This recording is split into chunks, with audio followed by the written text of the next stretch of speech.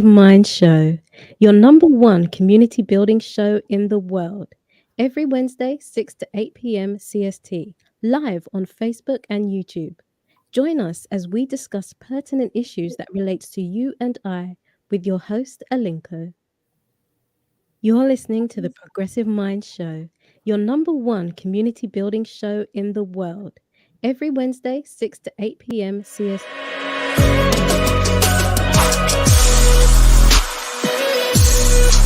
Very talented young people who have decided to follow. Then another year it starts again. Well, this is different. We should definitely be talking to those wonderful people. Once again, we urge you to share the feed on Facebook.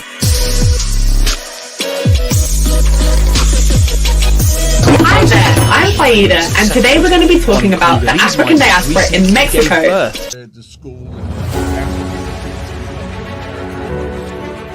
Whether UK likes it or not, I have to leave this country. I became a member and the chief of the Vice Lord all in one day. All these guys, winds are out of the north at Midway Airport. His father.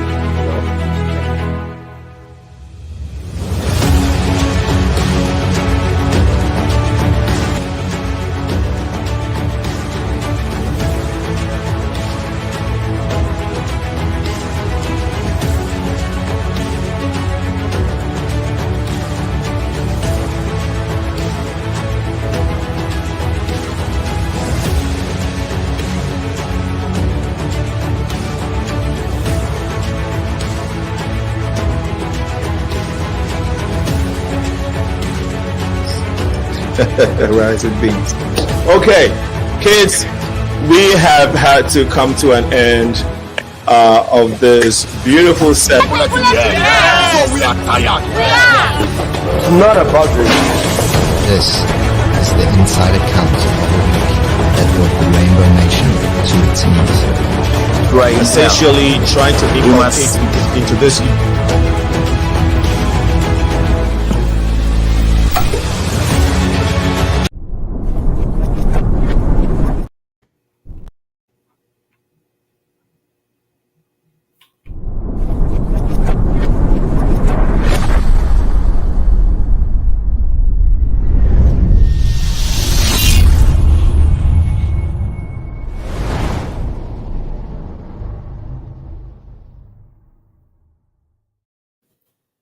Welcome, everyone. This is the Progressive Mind Show. My name is Senna, a.k.a. Alinko. Today is February 12th. It is Black History Month, and we are about to talk about mental health in the context of Black History Month. I know a lot of organizations, individuals are doing things to celebrate or just being part of the Black History Month spirit, also knowing that today is Super Bowl. So, Alicia, we probably should have chosen a different day to do this one because my guests are here. If you're watching us on Facebook, please share the feed now. We're also live on YouTube and Twitter. We're going to go straight to our guests this evening to engage in this very important conversation, mental health. And we will go straight to these beautiful ladies who are going to be helping the discussion this evening. Again, my name is Alinko, and we'll go straight to ELECIA. But then before we do so, I want to remind our audience that we have three guests on the show. Hopefully we can get Duke in the studio. But currently we have three beautiful queens, and we're going to try and get into the conversation with them. First is ELECIA, LACEY, and we would do a little bit of background of who these ladies are. LACEY is a seasoned human resource and benefits professional with a decade of experience in the field. She's very passionate, and she's very passionate about mental health and wellness, and has a deep understanding of the complexities of navigating the healthcare system for mental health and physical health needs. She has many accolades. Because of time, we will go to the next queen on our show this evening, in the person of SHELLY QUILES. Did I get the name correct? It's QUILES. Oh, QUILES. Okay. Okay. SHELLY. Talk about butchering names. You know, That's fine. Happens well. often. Okay, so I'll just stay with Shelly. Okay, it's safe. Yeah, that's fine. She is a therapist and the founder of Explore Therapy. She grew up on the south side of Chicago and has lived in the area for the majority of her life. She attended the University of Chicago Laboratory School, the University of Illinois Urbana-Champaign, obtaining a degree in business, and at the University of Chicago. She went to the University of Illinois Urbana-Champaign, obtained a degree in business there, and then also obtained her master's degree at the University of Chicago, specializing in social work.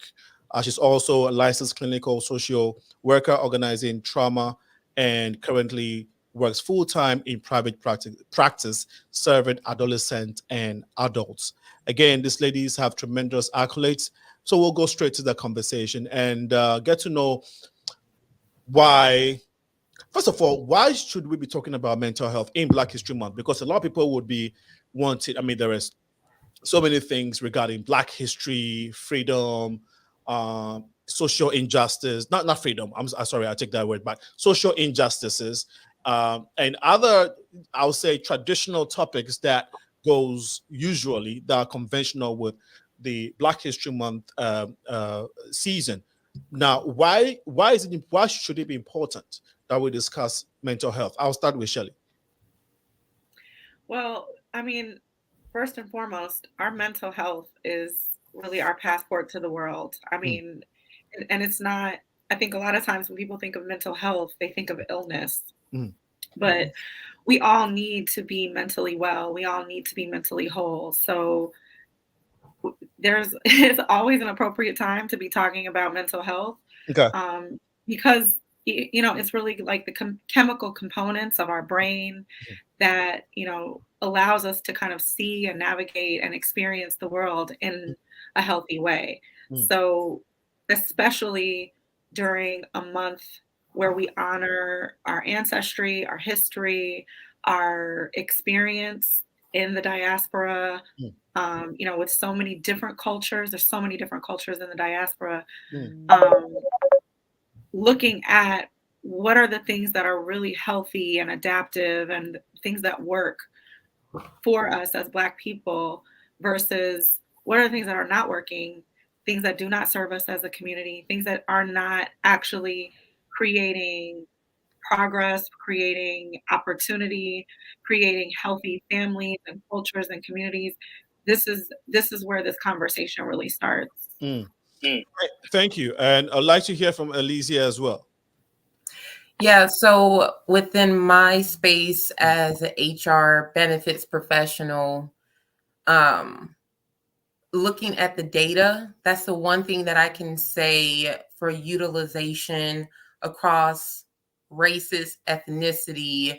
Our highest spend so far outside of musculoskeletal diseases or diagnoses is mental health. Those numbers have remained one of our highest costs as an employer since the pandemic, and it has only increased ever since.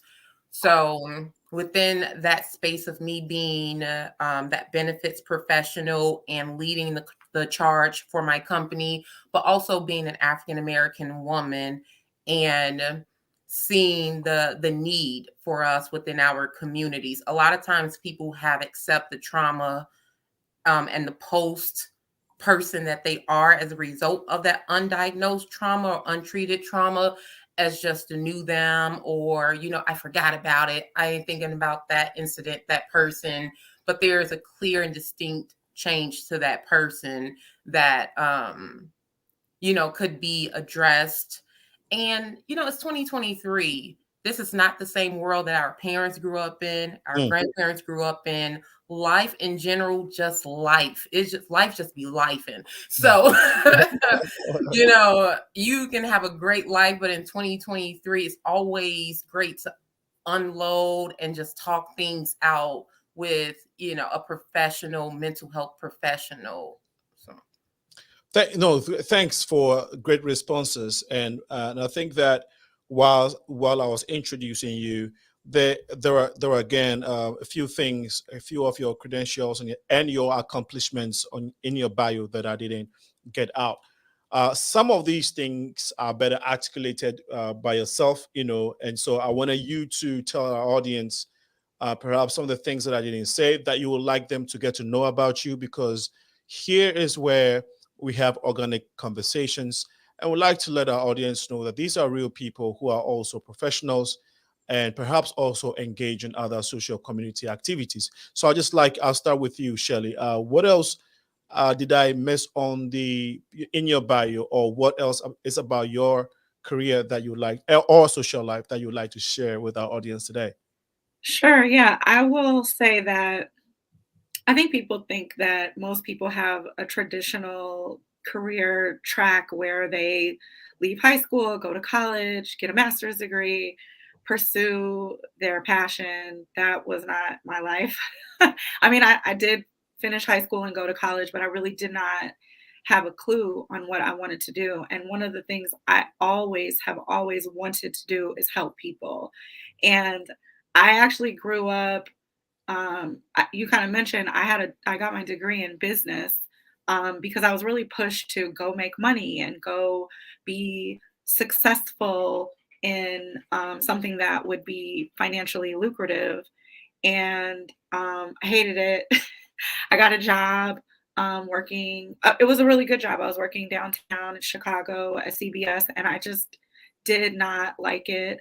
I went on to quit that job and moved to New York on a whim to work in a marketing department at a theater. And then I went on to audition and try to become an actress. And I had all these dreams.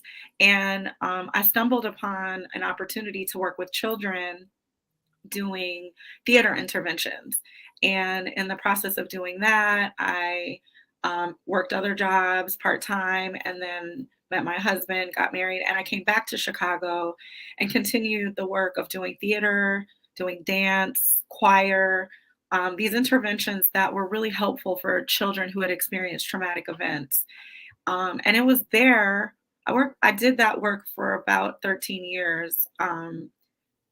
In doing that work, I really learned that I loved what I was doing, and I really wanted to continue pursuing helping people in their mental health. And so then I went back and got my master's degree at the University of Chicago, which is actually in my neighborhood, but is one of the top schools in social work, and really addressing what are the social ills in the society, what are the macro forces that are happening from a government perspective, from just social, economic problems that are happening in the world, and then what is happening to the individual and the person in the community. So that's when I became a therapist, and then went on to do all of the things that were required to become a licensed clinician. Good to know that you live in the Hyde Park community, basically. You didn't say that, but I'm just going to say it for you. Yeah. Yeah, I grew up in Kenwood, and I currently live in South Shore. Beautiful. So if Shelly is not in her professional atmosphere and being a mother and a wife, there are so many nice places in Hyde Park, Kenwood, Chicago, where you like to hang out and have some fun. I'm trying to say, tell us your favorite spot. Well, it's a trick question. I'm trying to say, where in Chicago is your favorite spot? Is basically what I'm trying to say. My favorite spot I could go there any day of the week is Pilsen Yards. It's right in Pilsen on 18th Street. Okay. Amazing tacos and just a really good vibe. It's really beautiful in the summertime because they have an outdoor space. Okay. That's my jam. For all you know, somebody's going to be checking that place out today, and proud of myself because I like to. Don't take my reservations.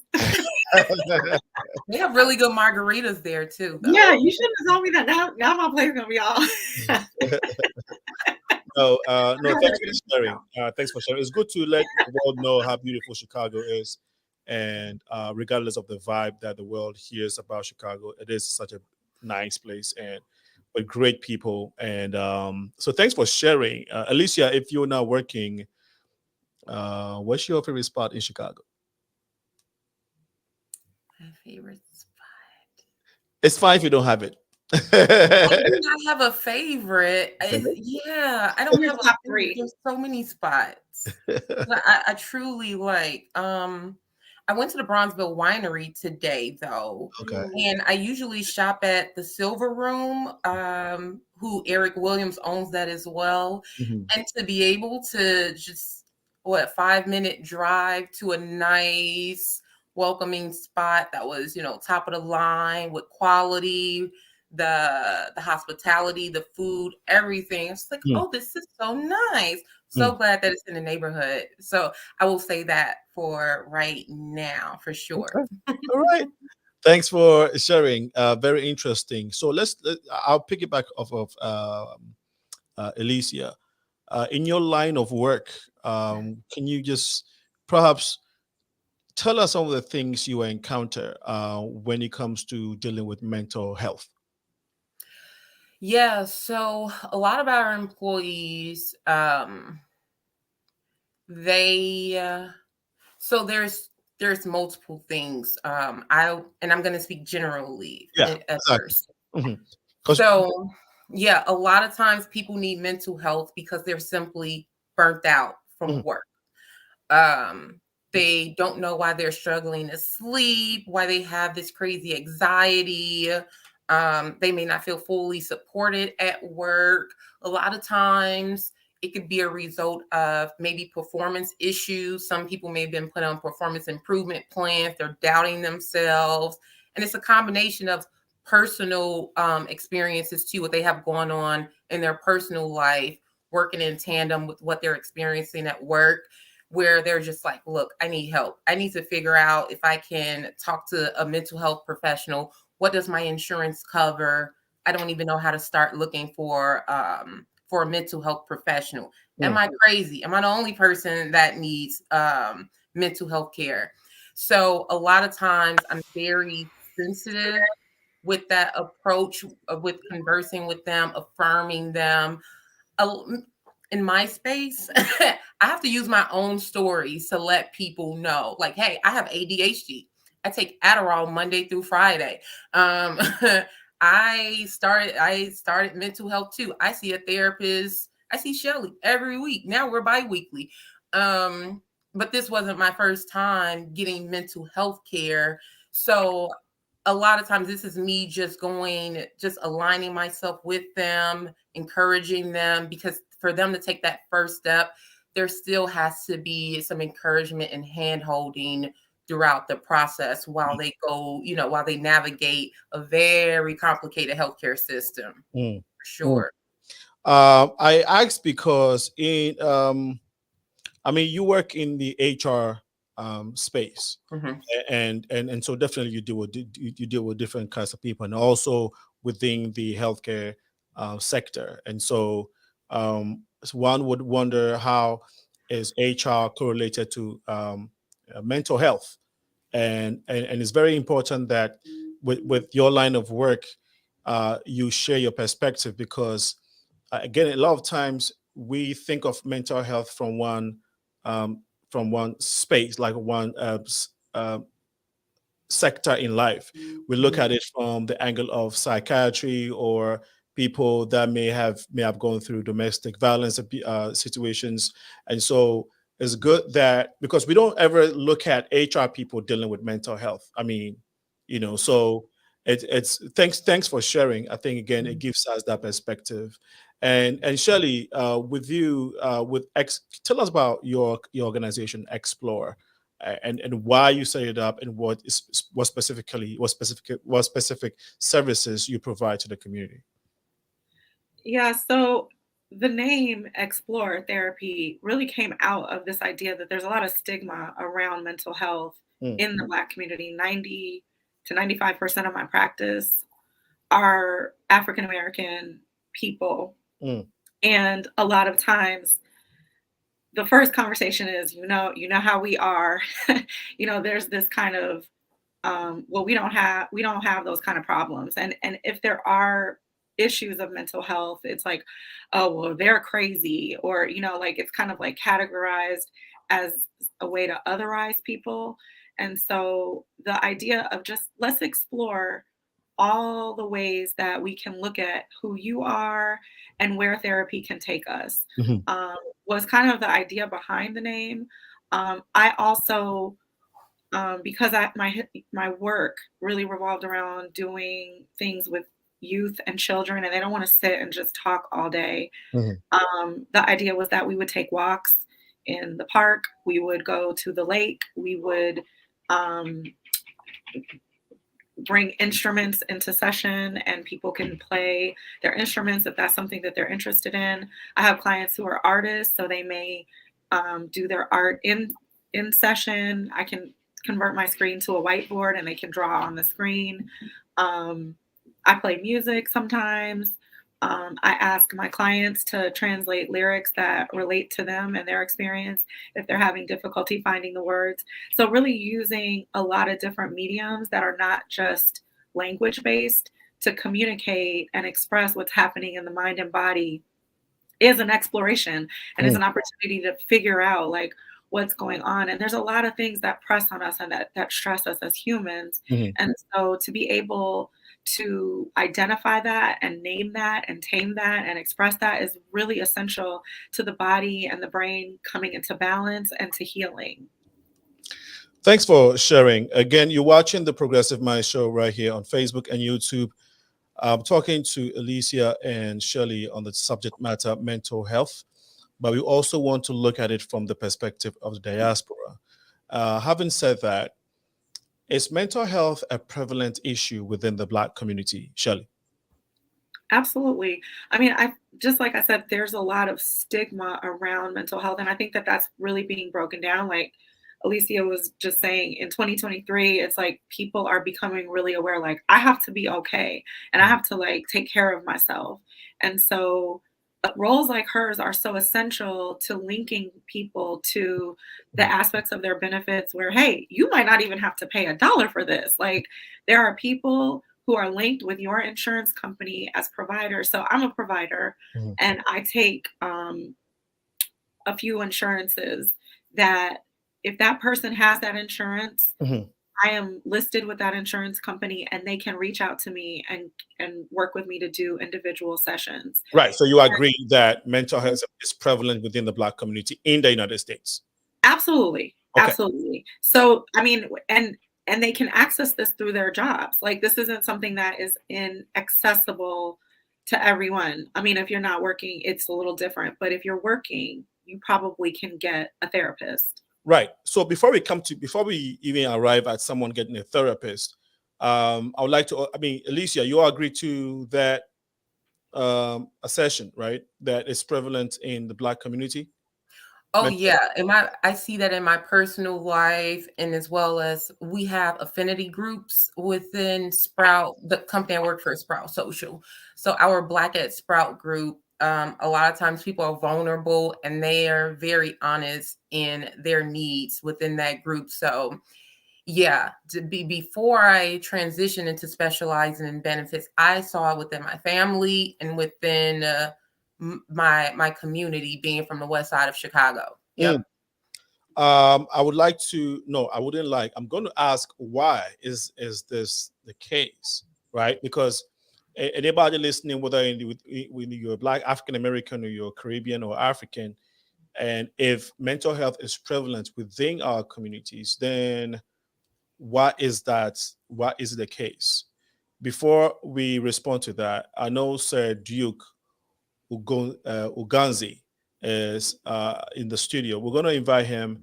Before that, we'll take a quick break while we bring our brother. No, he's. I have to address him correctly. If you are sir, people who are sirs, they don't play around. You have to say sir. So, sir, I would be getting you in the studio.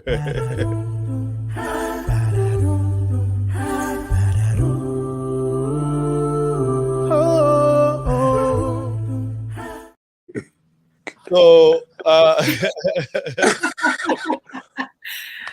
sir, which one? Should I go Sir Duke, Sir UGHANZE, or just Sir Duke UGHANZE? for the purpose of the show, I'm gonna call you guys all sirs and madams. You can call me Sir Duke.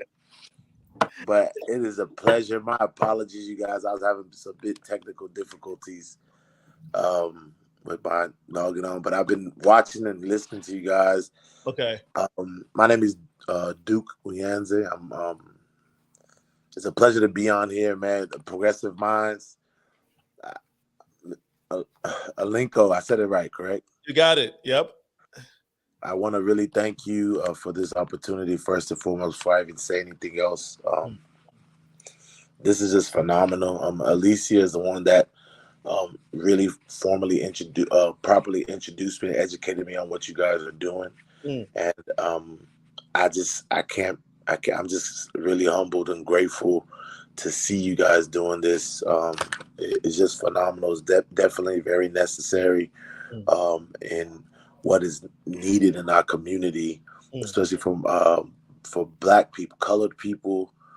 I hate to use the word minorities because nobody's minor. But Miss Shelly, I read up on you a little bit. Can I call you Miss Shelly or Miss Quilles? Shelly is perfectly fine. Okay.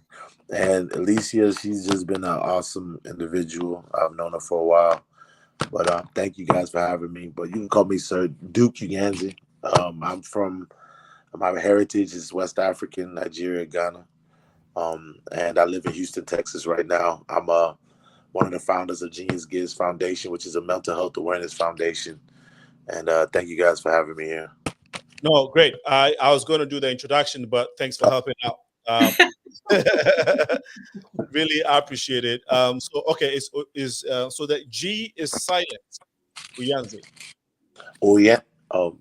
Yeah. I mean, where are you from? I'm from Ghana. I'm from Ghana. Salute, my brother. Yeah. So I kind of figured it would be a Nigerian name, so that's why I kept saying UGHANZE. But thanks for the correction. Of course, Ghana. In Ghana, we do pronounce all the letters, So yeah. So I wanted to make sure. But brother, it's good to have you on the platform. Good to have learned about some of the things that you do and how you're impacting the diaspora. And I think that is, I always say this, that it should be our priority as young professionals, young Black professionals, young Black diaspora professionals to seek for the greater good, in the sense that we can start these things, or we can be part of these things that would be impacting our communities greatly.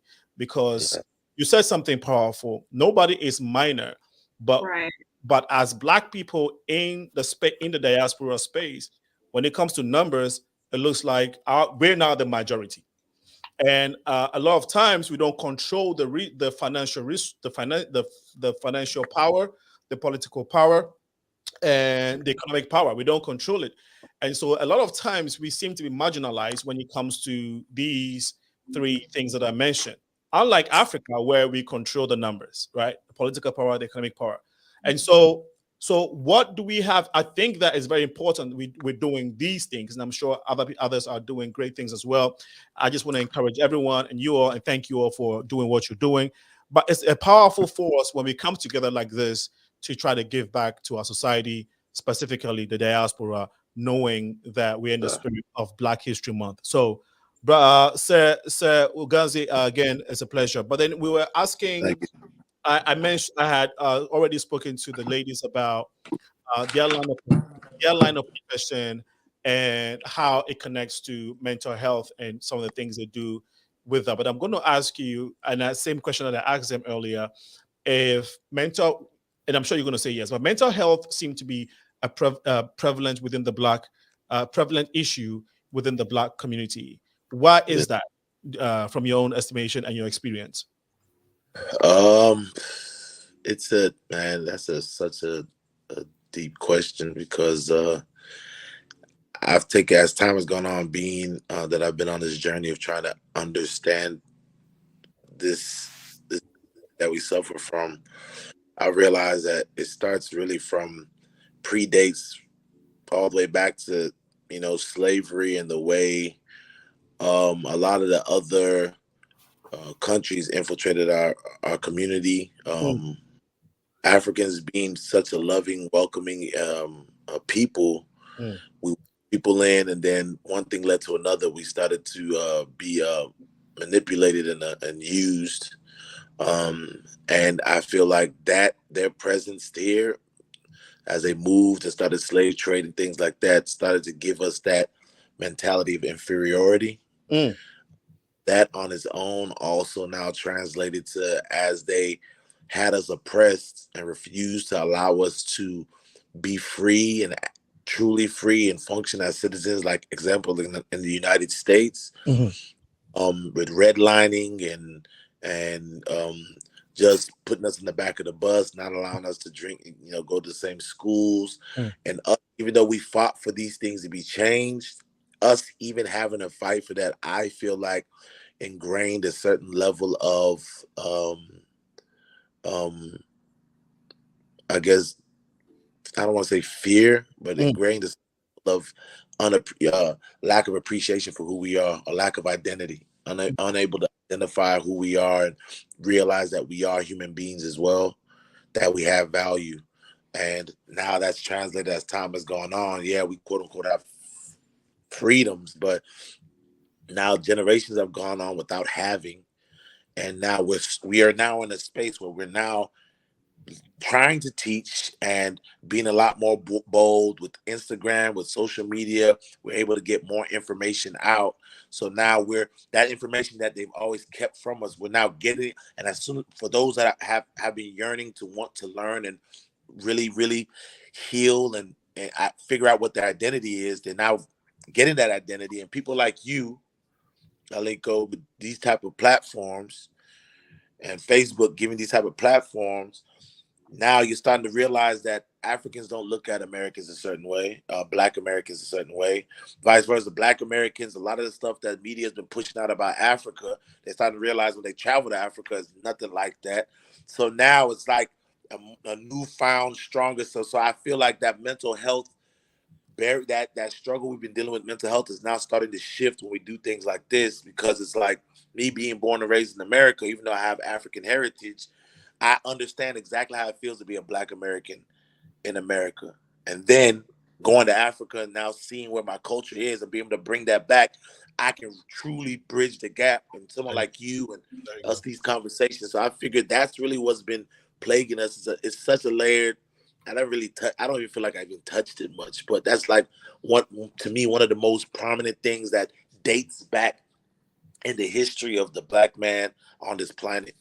In our mental health situation. And I want to jump in and just say one of the things that Duke is really emphasizing is this idea of decolonizing ourselves, our minds, our thinking, our way of life, really shedding this idea that unless we do something in a white way, a Eurocentric way, there's something wrong with it. But no, going back to traditions that were really stripped from us historically, traditions that were helpful to the mind and the body, that were naturally healing in community and healing individually, right? That we healed in community. We healed through dance. We healed through, people who were really the authority on spiritual and mental and medical leadership in our communities, that we lost that. We did not, and we lost it in ways that we had to fight to be the first here in the United States, because we weren't even allowed to read. We weren't allowed to assert our gifts and strengths and creativity. It was like, no, you have one task, and that is to be the commerce engine for this nation. So to now be asserting an entirely different identity and walking in that decolonized space of who we can be and exist as is a whole different way of life. And if we haven't, I mean, ELECIA and I are uniquely different than Duke in that we are the descendants of people who have been enslaved in this country. And our families have really complicated histories because of the traumas of that enslavement, right? And so to have these conversations where we are literally bringing together, like, this is not supposed to be happening. This isn't supposed to be existing, right? Like, that wasn't the plan when all these cultures were kind of separated and divided and tribes were set against one another. But here we are, and we're saying we are all a family. We are in the diaspora. So this is like really a progressive way of even looking at it, that we wouldn't stay in our divisions and remain in that space, but we would come together and really look at, like, how do we share collectively in healing ourselves and healing not only ourselves but our community and our families, and what are new traditions that we want to create that really speak to the health of who we are. You guys are speaking. You guys are speaking. I'm beginning to suspect that you guys probably, I don't know if you researched me or you asked about me or you it's like, I'm like, have they been talking to somebody who knows me? But oh my God, it feels so powerful and refreshing what you guys are saying. Alicia, I don't know if you have anything else to add to what they've said so far. Oh no, this was enough. I don't need to add to this. No, Yeah, it's Shelly make me just want to put my poetic snaps up. No, it's very powerful again what you guys shared, because I know when it comes to conventional mental health practices, you guys, I mean, Shelly, this is what you do. Sir Duke, you're an advocate in this field, so I'm sure you've done a lot of research. So as you, Alicia, I'm not a professional in mental health, but what I'm picking from you, what you guys just talked about, which is one of my motivation, is the mental health of the African diaspora, which goes beyond what has been put in the books, which is the intellectual disconnect of Africans on the continent and Black people here. Sir Duke, correct me if I'm wrong, but if you're in Africa, I grew up there 100%. And if you're in Africa, you don't think of America's greatness. Well, you think of America's greatness, you look at America's greatness as being the greatest on earth, but you don't see the Black Americans' equation in that greatness. All you look at and all you see is white people, white people build this place, or Europeans build this place, and you don't know that we are oblivious to this.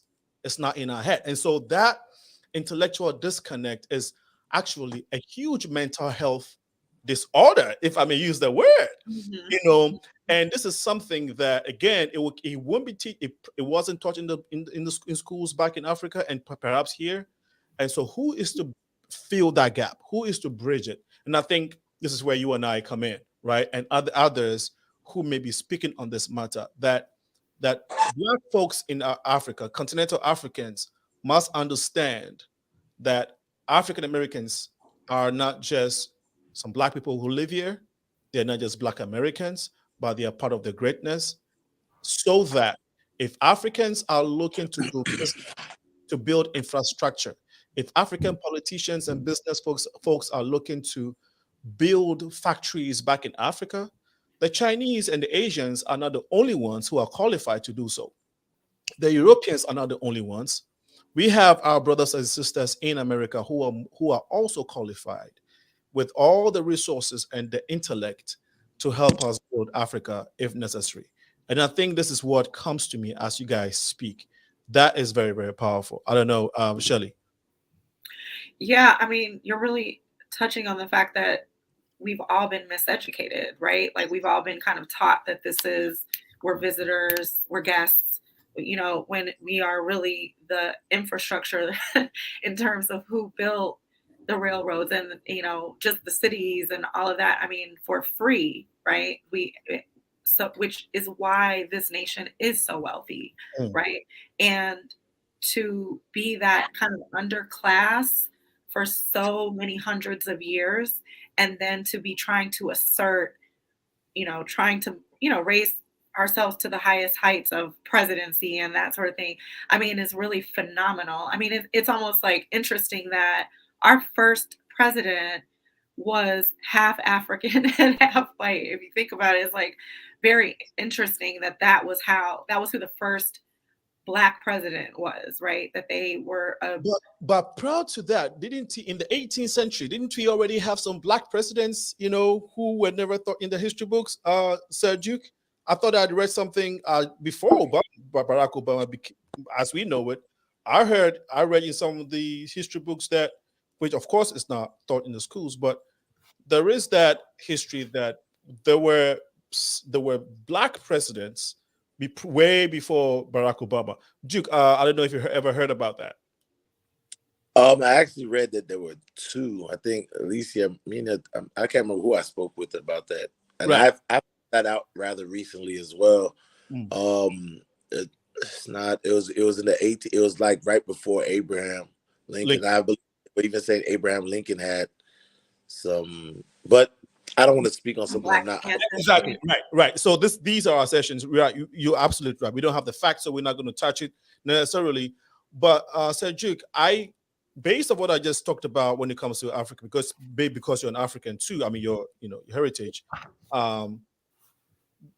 What do you think about the disconnects, the intellectual disconnect that I just spoke about when it comes to continental Africans and Black Americans here? Have you observed that as you have been going to Nigeria? Well, funny enough, I've been going to Ghana more than Nigeria. There you go. Accra. I've been in Accra. I've been in Kumasi. I've gone to like Ada. Like I've been. I go around. But so you know the Chale and the Tisan and all of that. Okay. All right. I met my brother today. So hey, ELECIA and Shelly, I'm sorry. I have to talk to my brother. So.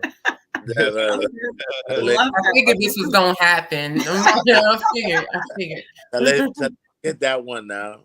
Anyway, we go talk later. But yeah, no. To answer your question, just like Shelly was saying, it's the disconnect that I see, that I've realized from traveling. It's really just misinformation that's caused that disconnect. Absolutely. I pray we will eventually, I believe, I'm not saying I pray, I believe we will get there with people like you, Alinko, and, gathering other great minds like Shelly and ELECIA,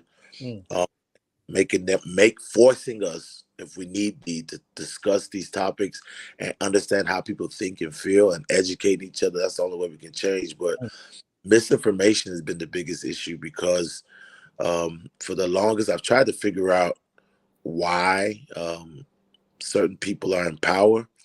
And I believe the Europeans figured out a long time ago, before there were schools, back when Egypt was still a powerhouse, that information was the most important thing.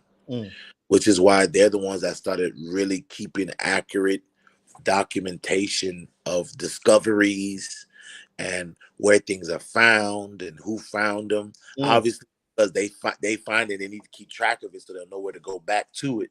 But as time went on, they're the ones that started writing what they considered history, and we allowed that to be what they considered the truth. So as time has gone on, we growing up in America with all the other things that they don't want us to have or be aware of, right? They don't teach us about simple things like how to make money, how to save money. They don't teach us about banking system, and they don't teach us any of this. So life insurance. Like we could go down this, this is such a big onion to peel back that you'll start realizing all these issues that we struggle with is just information. Once you control information, then you're able to control what people believe or understand about their society and about themselves. It's really that simple. So if you now put something there that every day we woke up, ELECIA, Shelly, I'm sure y'all can remember when we were kids, even me growing up here before I ever went to Africa, I used to see, the only movies I saw of Africa or that I remember vividly was The Gods Must Be Crazy. Coke bottle. I don't know, Alinko, have you ever watched that movie?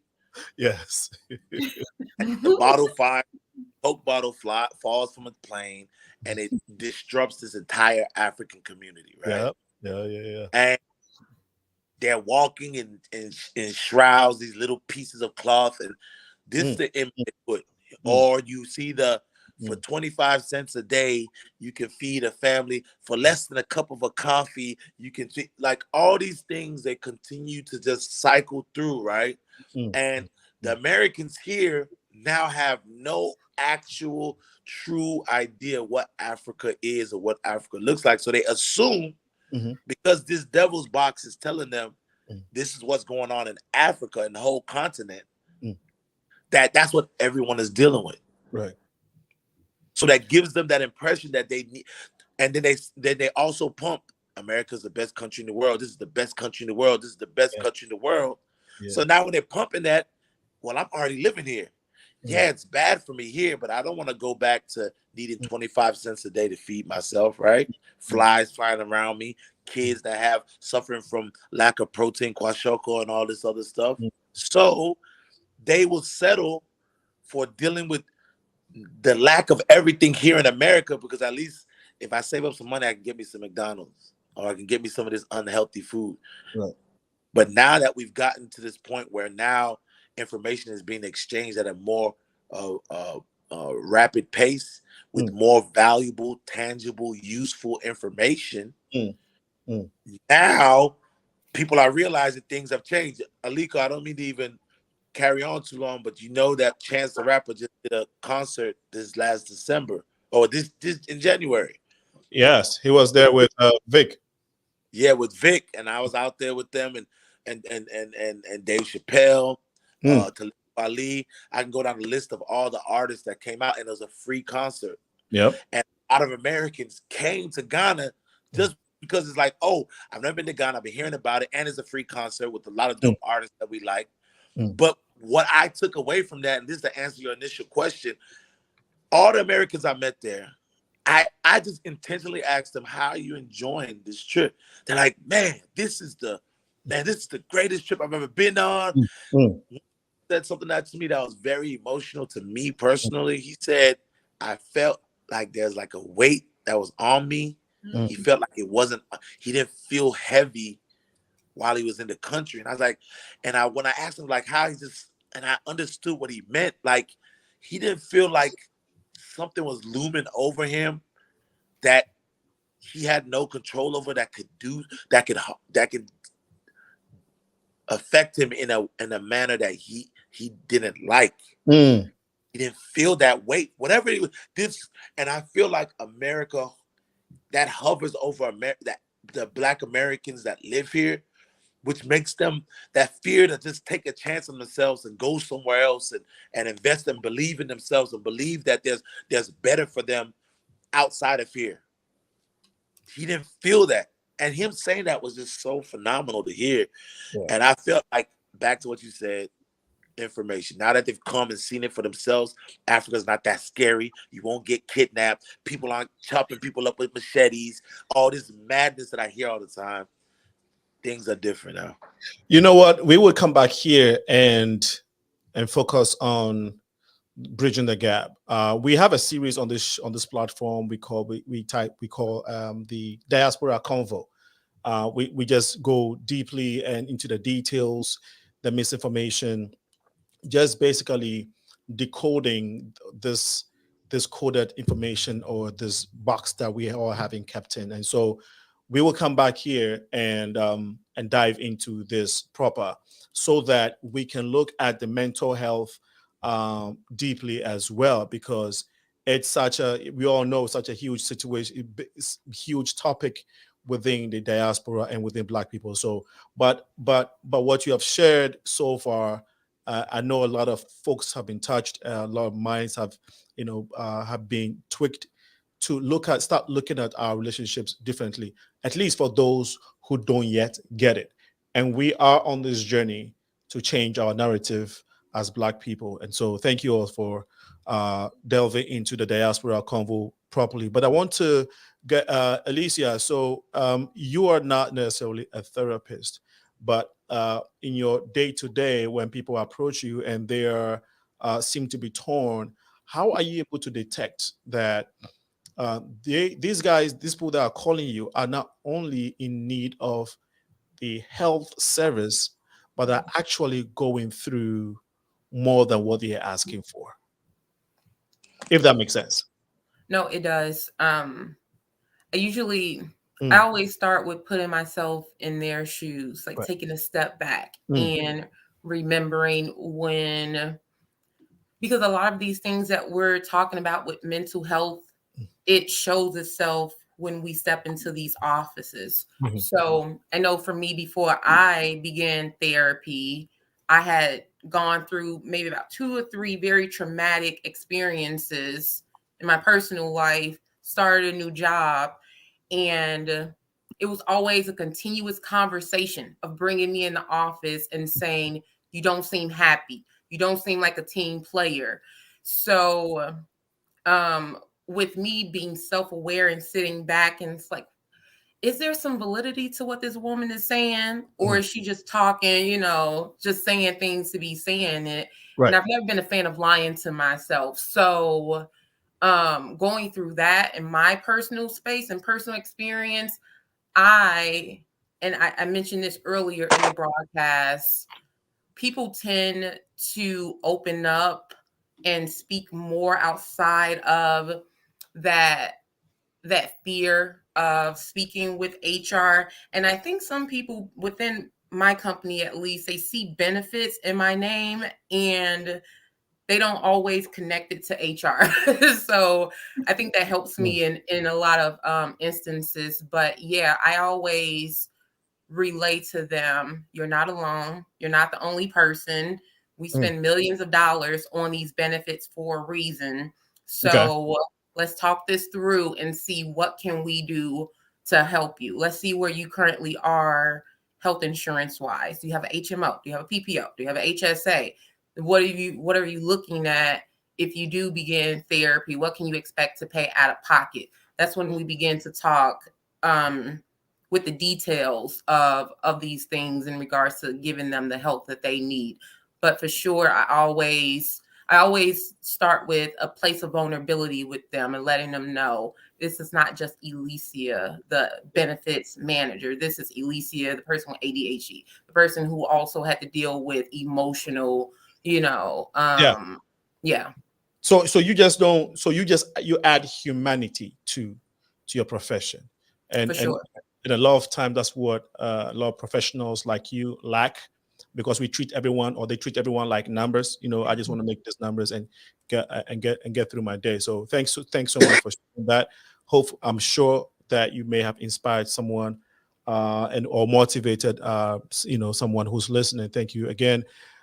Shelly, how do you detect mental health, say, triggers, signs, and what are your approach as a professional clinical therapist? So in the training that I received as a clinician, most clinicians like myself approach it from this idea and understanding that there's a history, there is a context to what is happening to you, what has occurred. And so in taking that history, there is really taking into consideration your family, how your family is structured, figuring out where do you fall in the family? Are you first? Are you last? Are you in the middle? Okay. Have you been forgotten? Have you been highly considered? What is the family ethnic background? What is the family spiritual practices? What is the family's location in the city? What is their socioeconomic status? So just really looking at an entire picture of who are you? How were you raised? What was it like? Were you given a good education? Were you given a bad education? Did you experience education in a healthy way, in a terrible way? Were you mistreated in your educational pursuits? Were you given experiences where you could explore your mental health and figuring out what was wrong, what was troubling you? And sometimes people are having issues that look like a mental health problem, and it's really a medical problem. So like if someone has cancer, for example, and they're starting to get really depressed because neurotransmitters in their brain are low, and they're having kind of all these issues, and we're trying to treat depression, but there's really like something medical happening that we're not paying attention to, and we're not identifying. That's a problem, because that is not a pathological mental health disorder. There is actual physical dis-ease in the body that needs to be alleviated. So it's really important to take these histories and really get an understanding of like, what is the family presentation, and not looking at a person as the problem, because that is one thing that's really unique about social work. That's a little different than like psychology and counseling, that we understand that a person in their context can have a myriad of problems that are not their own fault, right? Like, that if you're hit with like lots of racial trauma, or living in an area that's deeply disinvested in, that's going to impact you, right? That's going to impact your opportunities, your options, and even the way that you think you can experience this world. And so that doesn't mean that there's something wrong with your mind. There's something wrong with your circumstances that needs to be corrected. There needs to be activism against it and advocacy, so that you can have the opportunities that give you a life that is fulfilling and worth living and liberated. So a lot of times we look at mental health issues as something going on with an individual, but a lot of times that's not actually what's happening. There are whole swaths of the city that don't have the same kind of resources and funding and opportunities that other parts of the city just so easily access and get, right? And so if we're looking at just the disinvestment, but also just the unfairness of what that looks like, it is really wrong to say there's something wrong with this person's mental health when this person over here has been given a silver spoon to just like take advantage of all these opportunities, right? Some of the mental health alleviation is really looking at the disadvantages that people are getting dealt just because they have melanin in their skin. And let me piggyback off something Shelly said. So a lot of times when people are dealing with chronic conditions, for example, I'm a type 1 diabetic. A lot of times we don't consider the mental aspects of dealing with these issues. For years, I mean, I never made the connection. It was just like, this is my lot in life. I'm either going to deal with it or I'm not. So within my role at Sprout, if we have employees that are going through certain illnesses or certain medical cares, so IVF, for example, if someone comes to me and says, I need help navigating, I need to figure out for the new plan year, or if they have a mid-year qualifying life event, birth, divorce, marriage, death, anything where they can change their plans and they're asking for advice on what plan to choose, I always ask, do you have any major procedures coming up? Anything major coming up that's going to be a large utilization on your plan? If it's anything that I know that could affect them mentally, and it's not even if, anything that's major, it's like, do you have any mental health, any resources? Do you have a plan for that? Because a lot of times people don't even think about that. They don't think twice about it. So for me, with a type 1 diabetic and dealing with fibroids and what comes with that, again, this is just me leading from personal experience, and that's always something I bring to the table of asking folks, for sure. Thank you again. I really appreciate the input, Shelly and Alicia. Sir Duke, before you became an advocate for mental health, a sibling of yours got into a situation and which changed your life. Before that, what was your perception regarding the entire regarding mental health, and how has it changed you now? Oh, man, you did your research, Alico, man. You're CIA agent, man. You're right. I live in Chicago. I can't help it. Oh yeah, man. Guys, definitely, yeah. Yeah, the way for me, the way I looked at mental health prior to my personal internal, I guess, interaction with having a family member struggle with mental health.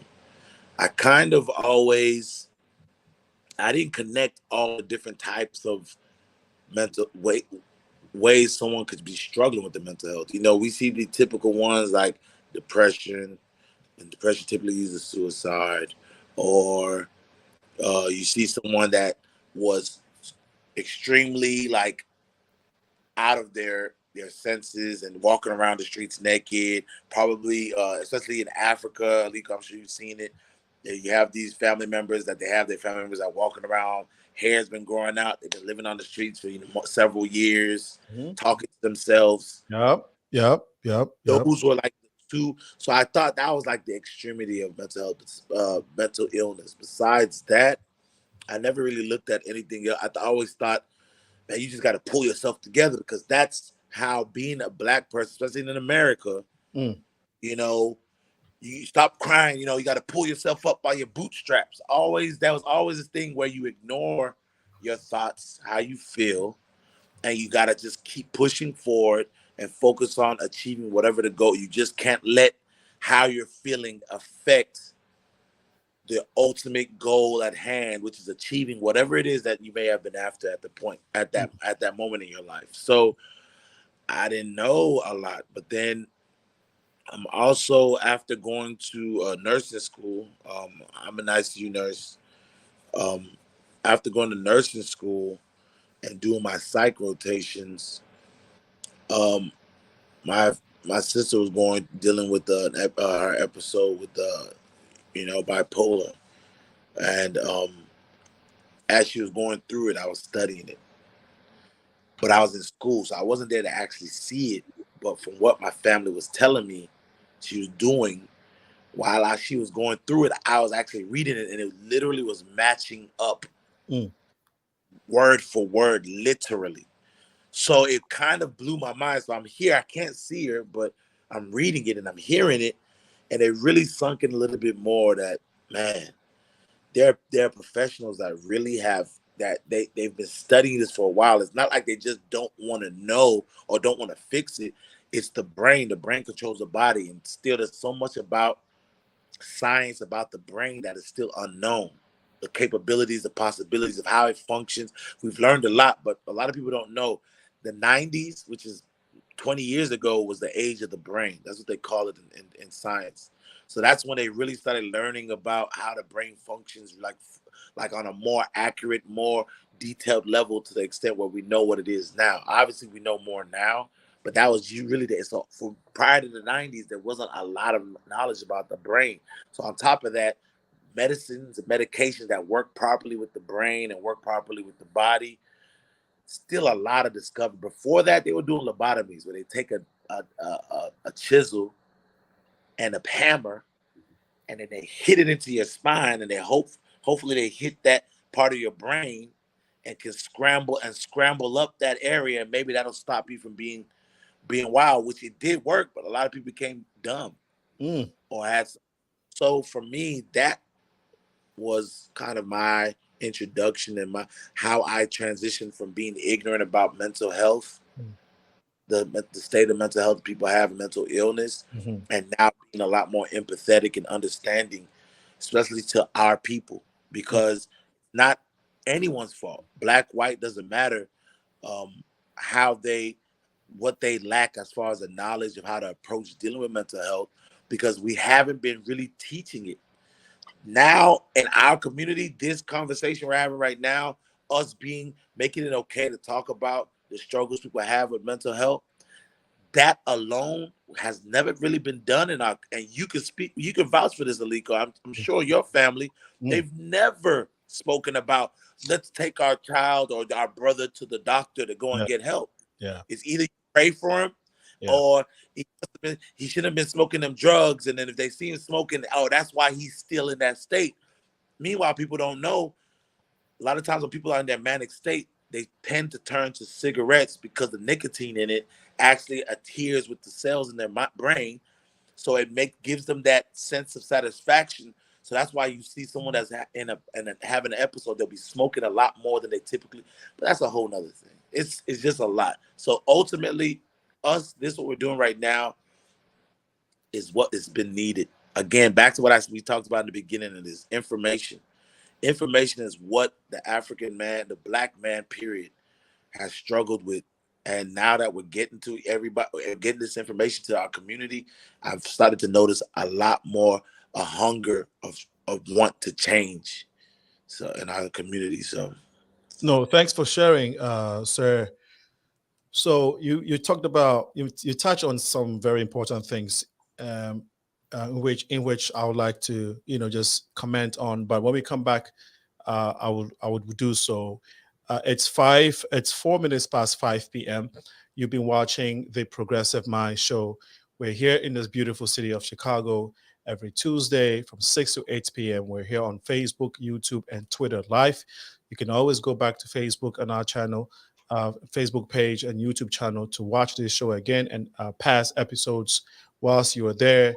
On a YouTube channel, you can turn on the notification and also make sure you're sharing and telling people about this community building platform. We are a 501c non-for-profit, and we always encourage our listeners to make donations to us because this is how we keep these conversations going week in, week out. Every Sunday at 4 p.m. we are here as well. And I know it's 5 p.m. now, so it's about 11 p.m. in Ghana, 11 p.m. in Ghana, and midnight in Nigeria, elsewhere in Africa as well. We will take this short break. When we come back, if you have a question or a word of advice or encouragement, you can please call 815-277-5047, 815-277-5047. We shall take this short commercial break, and when we come back, we'll go to our guests.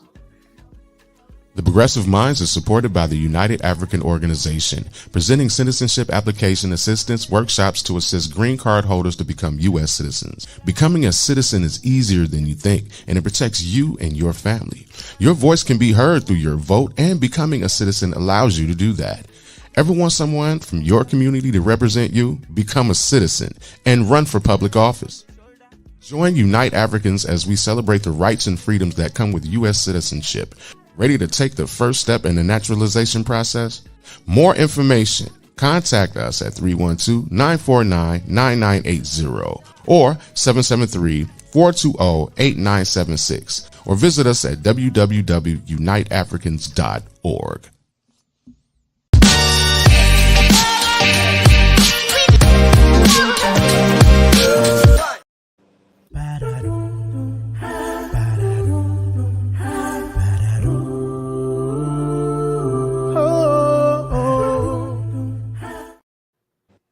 Welcome back. Today is February 12th. It's also Super Bowl day, and people are getting ready. We will not be here too long because I know folks got to go watch the game.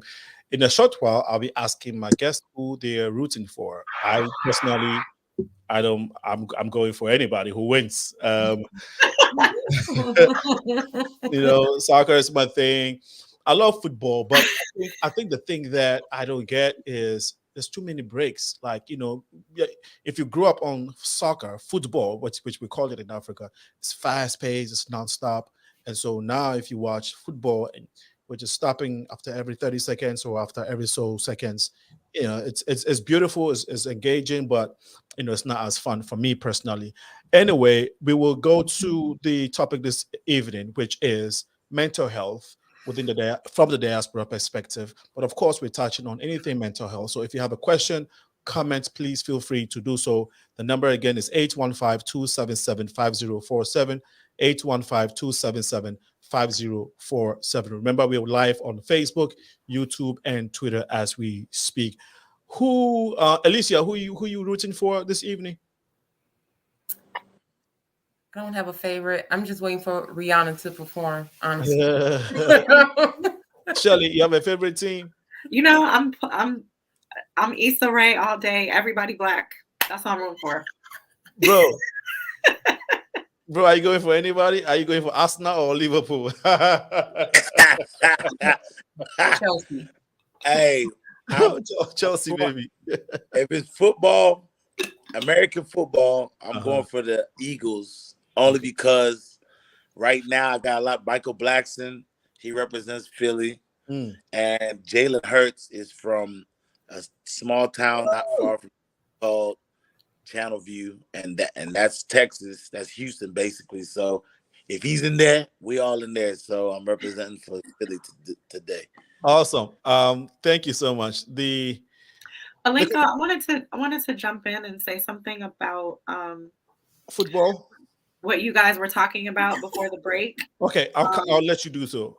But I want us to give a bit more credit to one of our sponsors. United Africa Organization is a non-for-profit organization here in Chicago. They handle all immigration issues, anything immigration for immigrants, for migrants that are coming. It doesn't matter where you're coming from, as long as you're in the city of Chicago, they will support and help you. So go online, type Unite African Organization.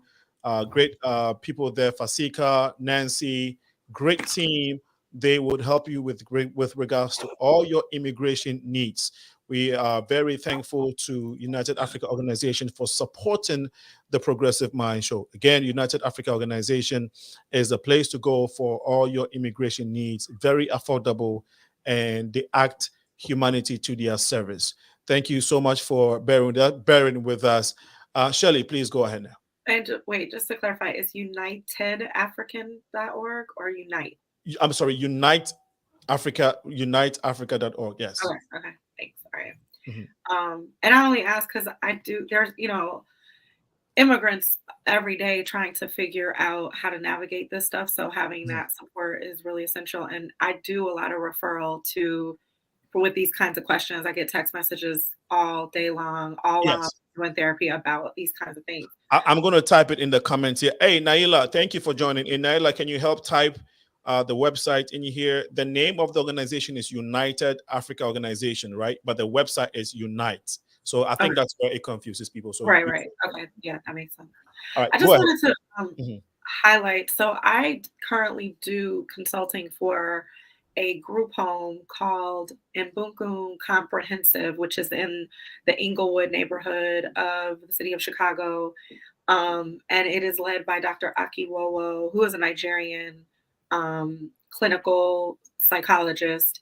And he started that group home in an effort to restore dignity to young people who had been experiencing neglect and abuse by their families, and going into DCFS and being kind of channeled and funneled into, different foster homes and experiences that were not honoring of their ethnic culture, right? Like, so if you're a person who is a Black child growing up in the middle of the city, and now some great tragedy has befallen your family, and now you're rerouted into a system of care where most of the people that are actually taking you in know nothing about your history. It's really common for people to grow up and they really don't learn about what it means to be Black, what it means to learn about things that are not anti-Black, right? Because a lot of what we're all conditioned around this idea of white supremacy.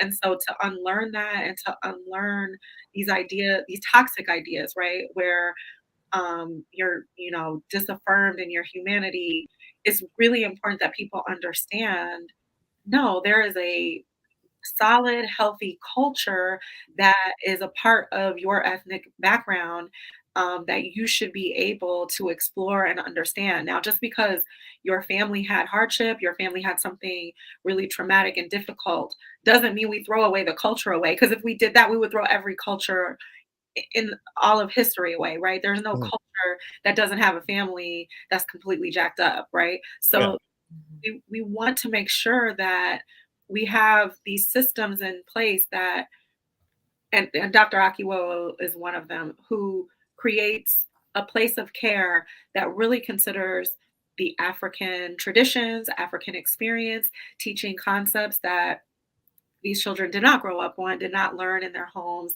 did not ever know were a part of the principles of African teachings. His clinical approach is to instill identity and instill a sense of dignity and respect for the self. And so one of the things that's really powerful about his work is he's got, posters all over the walls and different Swahili sayings that really teach this idea of community, this idea of being aware of yourself, being aware of your power, of your creativity, that you don't have to turn around and try to be somebody else, that you have innate value and you have innate gifts and strengths and talents that are already within you. This is not something that like you have to go and conjure up or try to be like somebody else. It's already existing within you. And that is something that is important for people's mental health, to understand that like you're not a broken being, right? Like you were fearfully and wonderfully made. And so to come into this understanding of the self that is healthy and whole and enriching, and saying, I don't know everything and there's more to learn, but who I am as a human is very valuable, is so empowering and important to young Black children in the diaspora.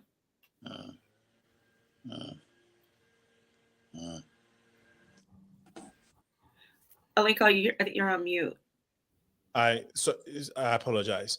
I was saying that, having said that, it begs a follow-up question, which is, and I'm going to ask all of you, but Shelly, please go ahead. How do you incorporate people's background, the different cultures? Firstly, in your line of work, would you say what is the I would say the percentage of other ethnic groups that comes through your door compared to Black Americans? So probably 5%, 10% I have that Great. are not Black. Yeah. That are not Black. Okay. And so I would definitely different cultures come through. And how are you able to manage this within your therapy processes? Well, first and foremost, I bill myself as a Black therapist to so even on my like Psychology Today profile, my work has been with African American youth and Hispanic youth, and that is my goal, to deliver mental health support to those communities, specifically Black people. And that's not to say that I don't want to help anyone else, but there aren't enough Black clinicians who are licensed doing this work for the amount of people who need the support in the Black community. So my goal is to help Black people. That is my desire. Okay. I'll help anyone who comes to me. So I'm not discriminating against people who aren't Black, but I do want to attract as many Black clients as possible, because I know that there aren't enough clinicians doing this work. There just not enough Black clinicians who understand the history in an empowering way. So there are a lot of people who know there are problems, but may buy into white supremacy, or may buy into you need to be more like white people, or you're doing it wrong because there's something inferior about Black people. So that's problematic, right? So if you can have a Black therapist, but they may not really understand the importance of empowerment in being a Black person, and that's not helpful, especially because a lot of people are struggling with racial trauma and issues of racial harm that has happened to them. Right. 17 minutes past 5 p.m. Central. You're still watching the Progressive Mind Show on Facebook and on YouTube, currently also being carried on Twitter. We have a few comments that came through earlier. We weren't able to read them. And so we'll just go through these comments and questions. This one is from J. Danzi, particularly the Black diaspora, the Black Americans, and our role in this country, along with how we are perceived. I'm sure this comment came earlier when we were deep in the diaspora conversation. And so thank you. This is such a great conversation, again, from Jay Dunzy, Cheryl Blackmond, says, it's Black Americans in America that help create some of this greatness in America. That's very true. And so again, this is something that we look forward to engaging in sometime. We probably might do it before the month ends. We're still celebrating Black History Month, and again, these are periodic conversations we have on this platform. But more importantly, in this month, we have to look at it, and we have been looking at it. So stay tuned. This topic is coming back. The diaspora convo is definitely going to be on this. We're going to engage folks on this subject, and I'm looking forward to Sarah, Duke, and Shelly actually trying to get this team. If I can get this team on that subject, in addition to other folks who have been here before, I think it will be great. That said, Sarah, before I come to you, ELECIA,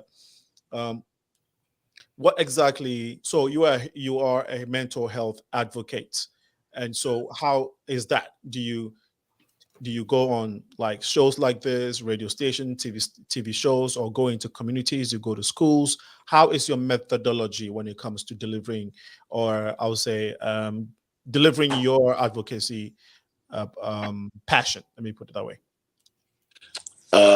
Well, thank you for asking. So Genius Foundation was founded because of my concern for mental health, period. So being in the medical field, just seeing how other groups were treated when they're handled when they came to get treatment bothered me. My concern for our mental health heightened when the George Floyd, it really Trayvon Martin and all the other, it bothered me because as I saw that, and I don't mean to digress, just trying to give you a better understanding of how I grew into it, but it started to worry me a bit because I realized little things like you couldn't show a guy kicking a cat.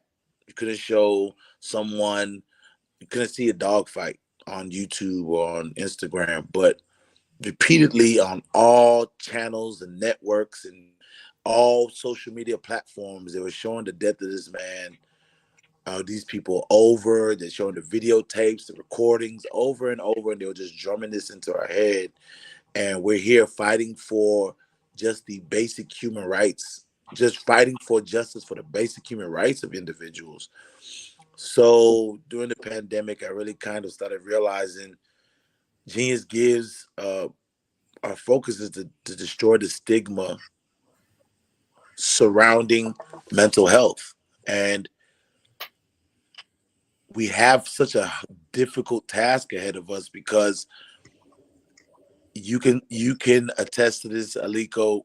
Black men, especially African men, have never really been given such a free space to express their emotions, express how they're feeling.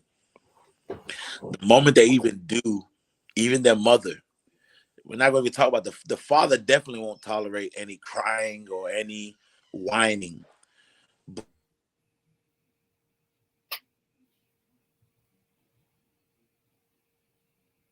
Aliko, you're on mute. Sorry about that. Looks like we have a little glitch from our brother Sir Duke UGHANZE. So Shelly, can you tell us a typical case of a patient that came with maybe a trauma, how you were able to identify, and how, just giving us basically how they came in and what the end result was after you had what a successful end result it was after you had treated them. Just a typical case. And Duke, were you finished? I saw you just came back. Did you want to wrap up what you were saying, or? Yeah, Duke. Okay. Go ahead, Duke, if you wanted to, if you can hear us. Yeah, I think he's still having a bit of a glitch. Okay. So, Duke, can you hear us? Okay, not yet. Shelly, go ahead. Yeah, so I have to be somewhat careful because, you know, all of the work that I do is confidential. Okay. And that is one of the privileges of doing therapy, that you don't have to worry about your business in the streets, right? Yeah, I mean, yeah, yeah. I tell all my clients, like, it doesn't have to be confidential to you. But for me, you don't have to worry about hearing about your stuff on a podcast, right? Like, Okay. I'm not going to go tell your business. But I can say in general, so my specialty is trauma. And so a lot of times I work with clients to really identify their traumatic events that have happened in their lifetime, things that they remember. Sometimes it's traumatic events that they don't remember. They don't even actually know. It was something that happened in their family, or something that happened to a parent, or, you know, like there's different dynamics that they may not remember the details, but it still had an impact on their life. And so we go and we do this kind of forensic exploration of what was the story, what do they know about it, what do they understand about it, what does that tell them about themselves, how do they see themselves in context and relationship to that story, and then what do we want to do about it. And so I often start with their own desires, right? It's not my life, it's their life, but it's me to really walk alongside them to help them figure out what's happening, what's going on, and how do we work through this. So if someone has, usually we think of trauma in, for just lack of a better term, two ways. Acute, meaning one specific incident, or complex, meaning there's been kind of like this long history of very difficult experiences that have been very traumatic to the body and brain. And when you think of trauma, you want to think about a disruption to the mind and the body. It's a very simple concept, right? And so you can go through something that just does not feel traumatic to you. That may feel traumatic to me, right? It doesn't disrupt your thinking. You can actually experience that in such a way that your mind works through that material and understands, okay, I see. All right. And you just move through it. And it's almost like you can hear a story that sounds horrific, right? But your mind can logically go through that, and you don't experience trauma, even though this is a really terrible, awful situation. On the flip side, you can go through something where the mind actually gets stuck, right? That it's so upsetting. And I say this going back to something you guys were talking about earlier. Our brains are very brilliant, and they want us to be okay. They want to protect our bodies. They want to protect us from hurt and harm and difficult situations. So when there is this like mental disturbance or mental unrest, the brain is doing everything it can to protect us from hurt and harm. And so when your brain is stuck, there's this almost like what we call dissociation, where we almost like kind of lift up out of our experience so that we can be okay, right? Because if I really took on all of the hurt, the pain, the injury that was coming my way, my body would actually want to shut down and die. And so your brain is doing everything it can to survive, everything it can to be okay. And because the brain does this, there are times where a traumatic event happens and the brain says, oh, I can't take that on. I'm just going to back up out of this situation. But what then happens is it does the thing so that it can adjust to that moment. If you keep doing that over and over and over, it may have been something that worked in that moment, but 3 years later, 10 years later, that is not something that works anymore, because it was really for that moment that the brain needed to do that thing. If you keep doing that thing over and over and over in circumstances where actually you need to work through that material and you need to do a different reaction or a different response, now we have a problem, and we see this as a maladaptive behavioral response. And so what we really want to do is help this person work through that material, work through that difficult traumatic event, so that they can actually decide mentally, how do I want to respond to these circumstances? We all have what we call triggers, right? And it's really just this stimulus to our senses, our sight, our sound, Awesome. sound, taste, touch, smell. You smell something and it's like, oh my God, I'm reminded of something, right? Duke, you okay? I'm sorry. Yeah, I just want to make sure that he doesn't touch anything since he came back on our. Yeah, sorry guys, man. You're good.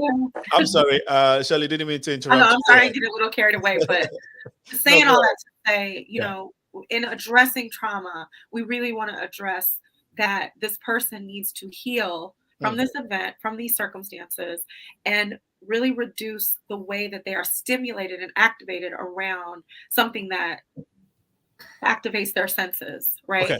So that guys, Shelly, thank you. No, brilliant. Seriously, I really do appreciate it. And I think what you just said leads to the question that I've always wondered and wondered within myself, and also ask people: how do you identify someone who is struggling with mental health versus trauma? Like, people walk around a lot. People walk around looking normal, and then next thing you know, they're in a bad situation. I am talking about a friend of mine who I can call a brother who has been hospitalized right now. He has been bedridden with stroke since September. He's been laying in one position since September last year. And this brother, everybody, his name is Ben. Most Ghanaians a lot of Ghanaians in Chicago know this brother. Nobody knew what was going on with him because he was fine. And the next thing you know, he suffered a stroke, which is linked to the conversation we're having. So how are you able to identify? Let's look at some of the triggers and symptoms, signs. Sir Juki, your thing dropped. Can you hear us good now? You're mute. She's on mute. I think you muted yourself, sir Duke. Okay. Alicia, give us some of the signals. What can you see? What can you pick on when somebody's going through that? And what should be your immediate reaction? Because of time, I'd like to just summarize it, and then we'll go to Sergio. I don't know if I'm the best person to answer that. You're right, because of your background. Let's go to the clinician and the advocate person, since you've been doing a lot of work in here, and of course had a sibling who suffered from mental health. So let's go to Sergio. Thank you for reminding me, Alicia. No problem. So can you phrase it? I'm not a clinician. I'm just HR, please. Aliko, could you support the mental health professionals? I support. Could you give me the question one more time? The question is, what are the triggers? What should you be looking for, or what are the signs that should give you an indication that someone is suffering from mental health or trauma? Some very overt ones that you will notice is really when someone seems to have I don't want to call it babbling, but they have a chain of conversations and statements that they're running back to back to back to back.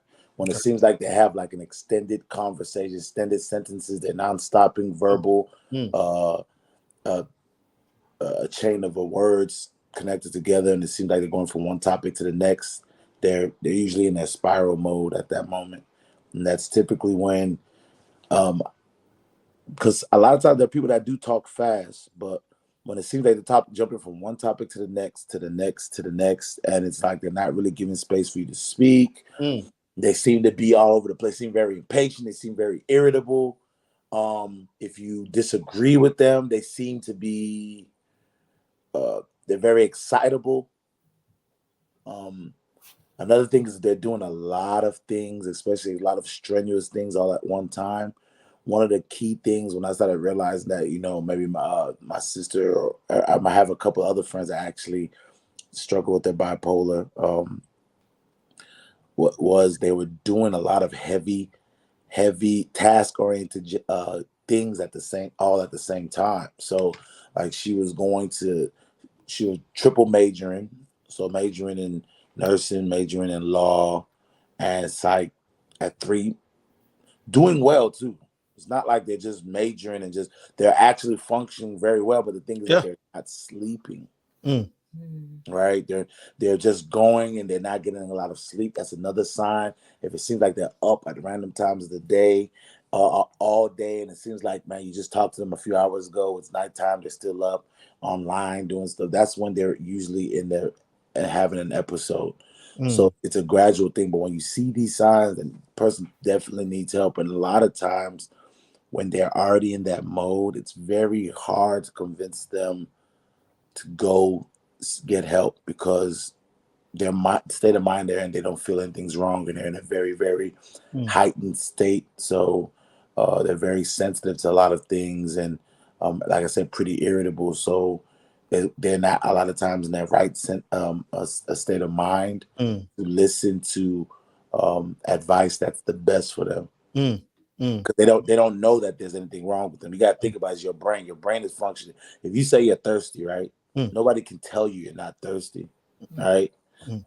I guess I can't say you need to go. I was like, I'm not thirsty. Like, you need to get water, but I'm not thirsty, right? Same thing. If they're saying you need help, it's like, I don't need help. I'm fine. Because in your mind, you're fine. If your mind is controlling it, there's nothing. And the thing is that with us that are not having the episode, that's where empathy is so important.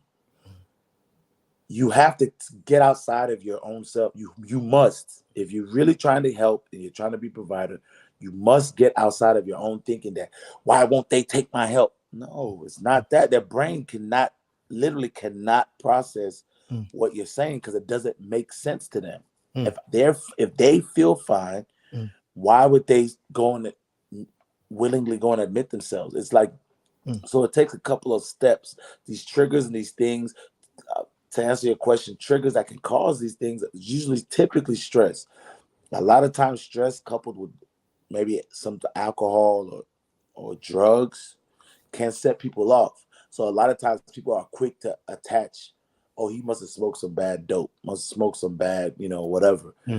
Yeah, certain drugs can trigger that, but a lot of times they were already on the brink of going into an episode before they smoked.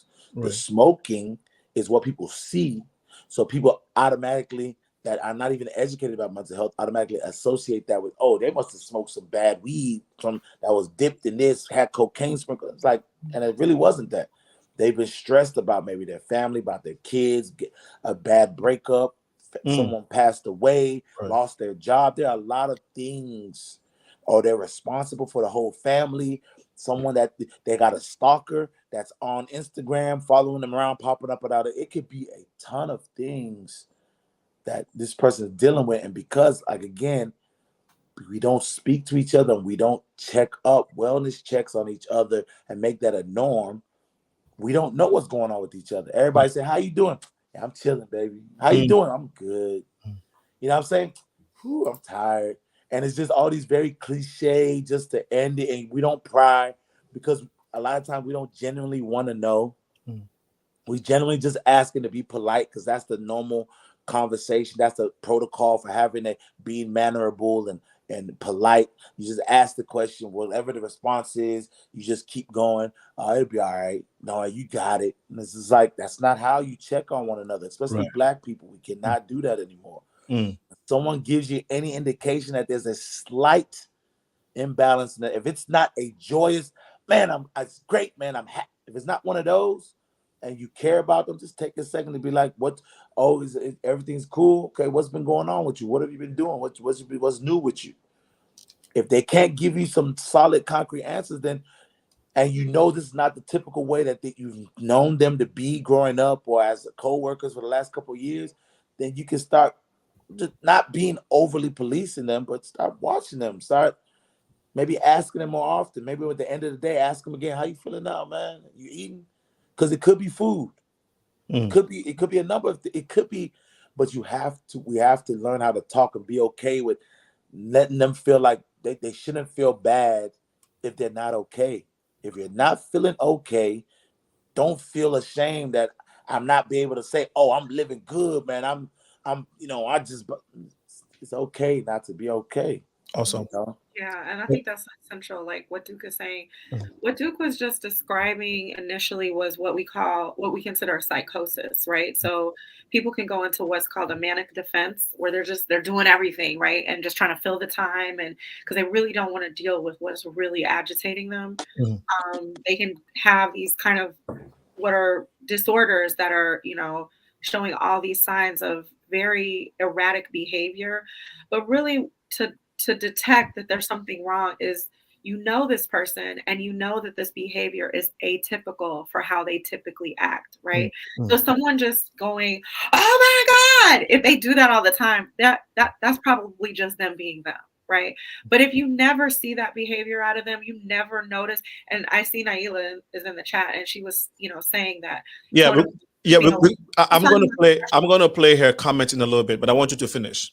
Yeah, but I mean, there are these different ways that people can have mental distress that aren't only psychosis. So people can be depressed, they can have anxiety, they can have, different traumatic reactions, horrible nightmares. There's a lot of real experiences that they can be having where there's mental distress flashbacks, right? Memories of an event that is so disturbing to the mind that they cannot get the picture.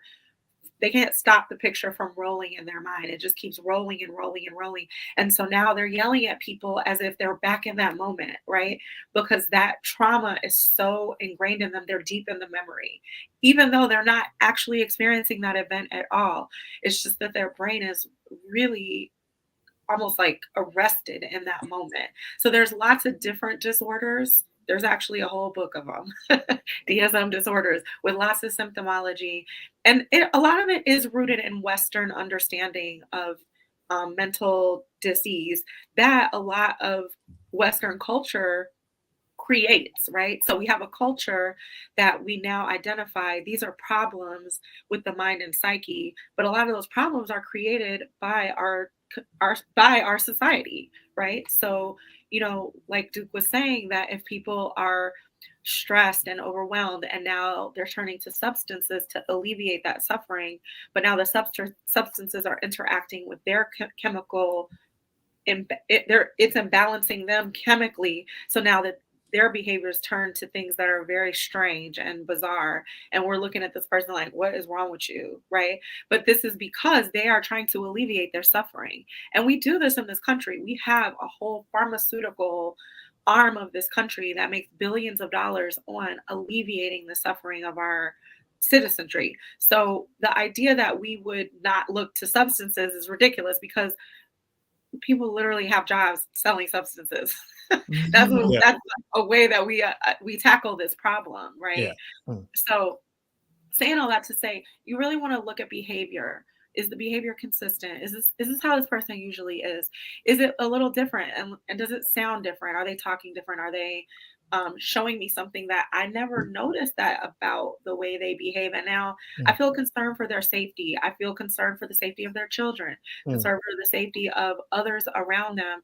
And if I don't act, meaning like intervene in some way or spark a conversation and try to help them understand, if I don't do something to interrupt this, something really bad could happen. Now, that's not to say that it always will happen, but if you start to feel like I'm actually worried about this person, this is when it's a really good time to, like he said, check in and find out like what's going on, because sometimes people can talk through some of this stuff and find a lot of relief, right? You may not solve psychosis with a conversation, right? Because sometimes that it really is something chemical is happening in the brain.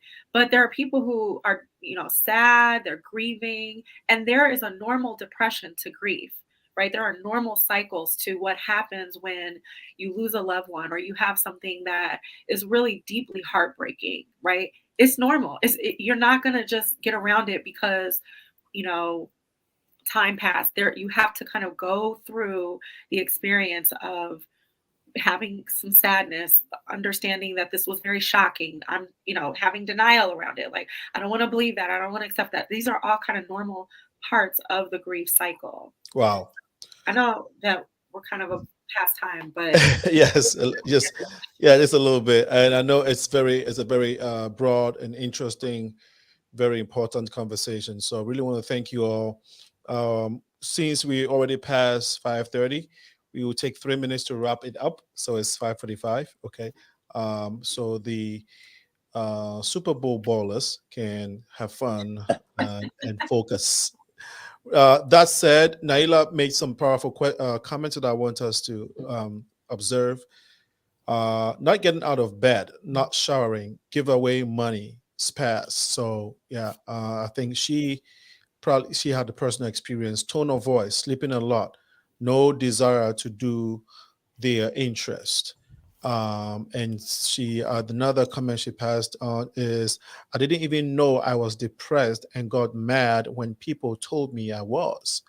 And this is just basically affirming the things that you shared, Shelly, and Sir Duke. And then she said, but it puts us back there. And I think she basically said, this is my life. I think she's saying you guys are just literally narrating her life. And this is very powerful.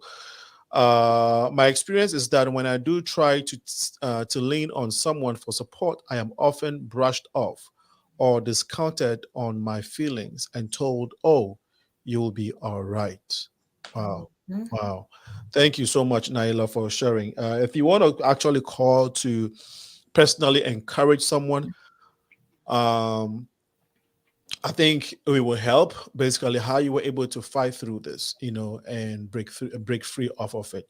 But your comments have been very powerful. Thank you so much, Naila. Dr. Portia Claudine Mascacchio says, this is great. Many of us react to rejections of our greatness, especially when you give yourself to someone who hopes of helping society and human beings. Then one who do not understand your worth calls you crazy or insane. Which is so disaffirming to the self. And even just being told you're going to be all right. It's like, no, I need help. I need support. I need tools. I need things that will interrupt and change my circumstance, right? And so just, kind of being ignored and not seen, not heard, not validated can make things worse, right? Can make someone feel even worse in their condition.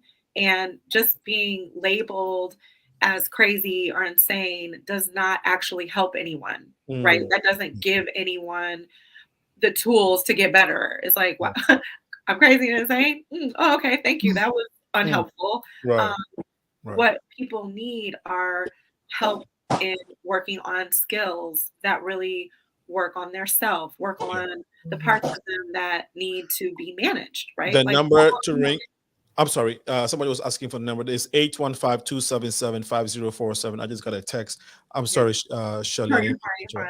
I think that one of the things I always try to tell clients is that our range of emotions is fully acceptable. However we feel, our rage, our anger, our sadness, our depression, our confusion, our happiness, our joy, our elation, our creativity, our range of what we feel is absolutely acceptable. But our range of what is allowed behaviorally is a very small box, right? We're only allowed as humans to behave a certain way. But there are lots of places where we can behave. And so, for example, at the Super Bowl today, you will not want people at the Super Bowl sitting like they're sitting in a classroom waiting for an English test, right? That is not appropriate Super Bowl behavior.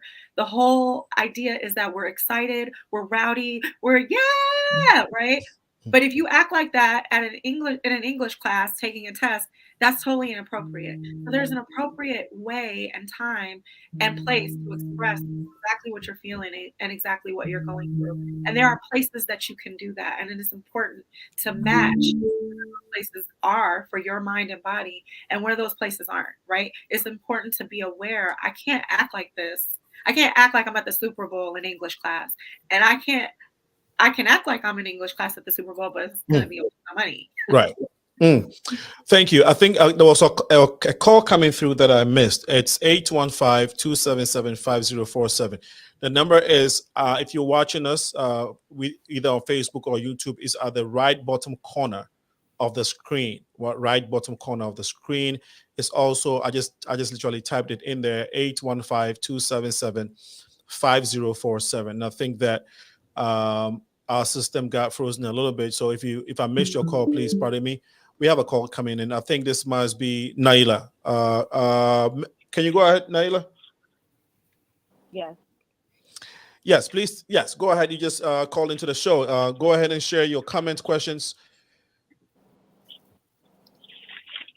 So I'll try to make it brief because I know it's towards the end of the show. But my my experience when I started spiraling and paid attention that I was experiencing depression, anxiety, suicidal, and PTSD, what really took me over the edge is when I lost my father.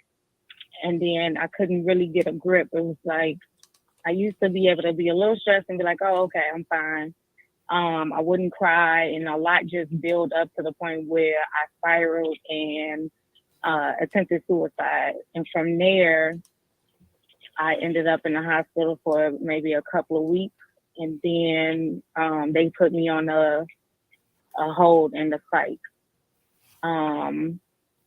Well, what happened was I did go missing. I started doing a lot of things that was out of my norm. I do believe that it was signs way before I got to that point, though.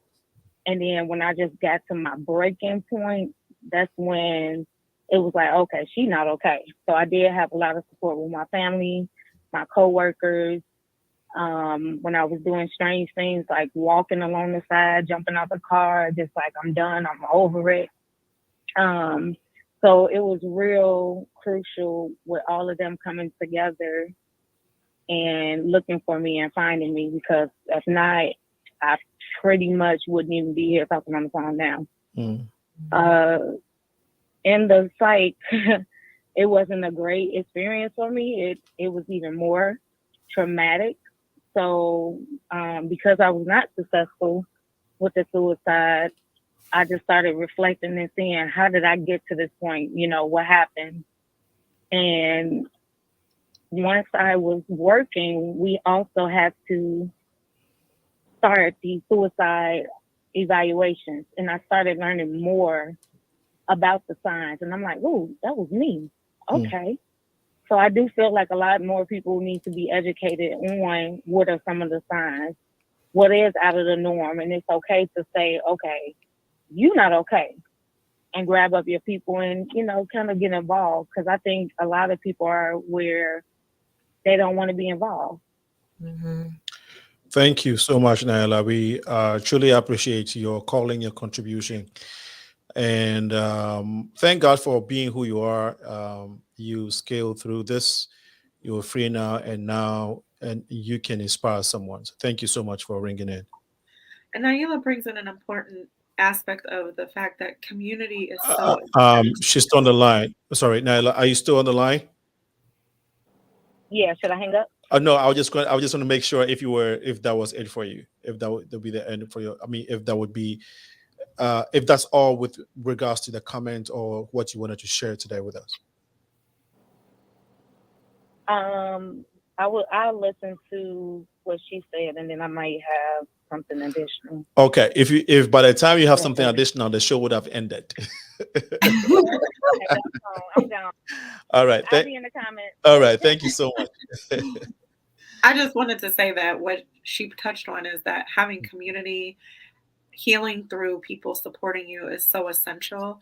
But there's also this aspect of there's a lot of fractured components to our community because of the history, and because it's like, well, I'm gonna mind my business, I'm gonna stay out of that. That we don't have kind of these systems of support that I think really did exist a long time ago in who we were culturally, that we lived in kind of a village model, right? And I learned about this when I was really young, that there was more of this village mentality around how communities took care of each other within African cultures, right? Within different African cultures, that there was this idea that you had all of these different roles in the village, that you didn't need everything from one person, right? Even our model of love and marriage is so they're so stressful on a couple, right? That I have to get all my needs met by this one person, instead of, you are my partner,